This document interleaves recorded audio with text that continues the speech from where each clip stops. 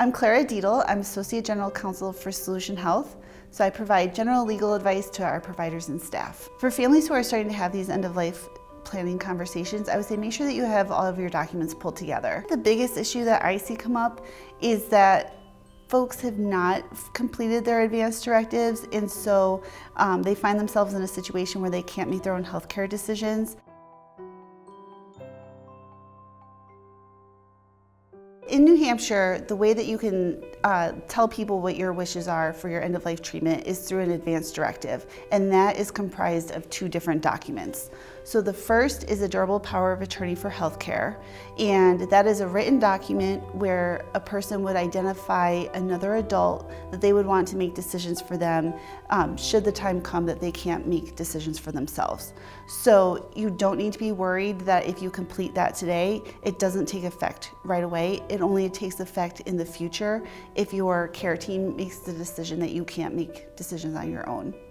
The other part of the advanced directive is the living will.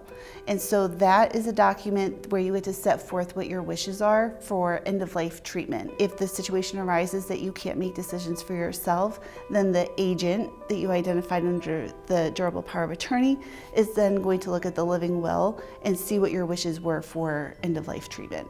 It's important to have those conversations often too, because your desires and your wishes around this can change over time. You know, depending on your diagnosis or your family circumstances, what you want today might be different a couple years from now. It's really helpful to have those conversations and to update your documents and your wishes over time.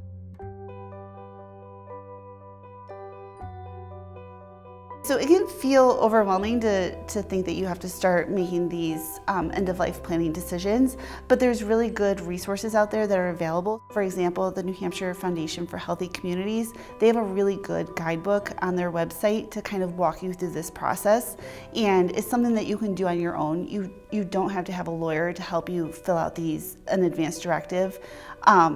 You might want to consider getting a lawyer if you want to have a trust or a will set up, or if you need certain financial powers of attorney documents. The most important part of all of this is making sure that you both think about what your wishes are and then communicate those wishes to your loved ones and whoever you identified to make decisions on your behalf.